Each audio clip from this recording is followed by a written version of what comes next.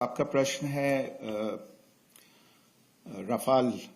हवाई जहाज को लेके और उसको लेके जो बातचीत दोनों देशों के बीच में चल रही है। आप जानते हैं भारत की वायुसेना रफाल को ऑपरेट करती है और उसके चलते दोनों देशों की सरकारों और दोनों देशों की वायुसेनाओं के बीच में बातचीत आगे बढ़ी है। जहां तक आपने रफाल के इंडिजनाइजेशन की बात की, हमारा मानना हमेशा रहा है और प्रधानमंत्री जी ने भी अपने सारी जो उनकी मीटिंग्स हुई हैं उनमें इस बात पे बल दिया है कि भारत जो अब एक तरह से रक्षा क्षेत्र में जो भारत का परिप्रेक्ष्य है वो ये है कि ज्यादा से ज्यादा आगे जाते हुए मेक इन इंडिया के कॉन्सेप्ट को आगे ले जाते हुए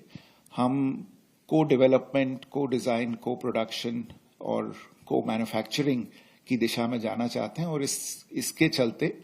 जितना ज्यादा प्रोडक्शन, जितना ज्यादा डिजाइन, जितनी ज्यादा मैन्युफैक्चरिंग भारत में हो सके उतना अच्छा है और वो हमारी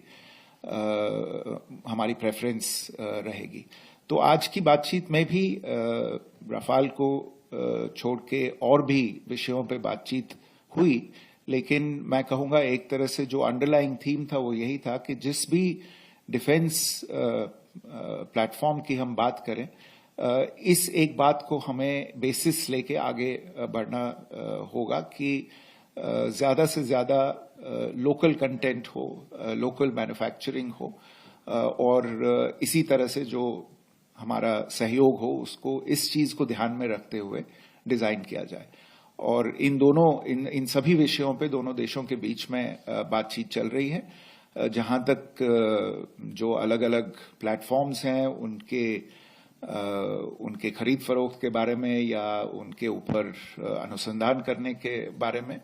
तो वो दोनों देशों के बीच में बातचीत चल रही है। जब कुछ ऐलान करने लायक होगा तो उसके बारे में और सूचना दी जाएगी।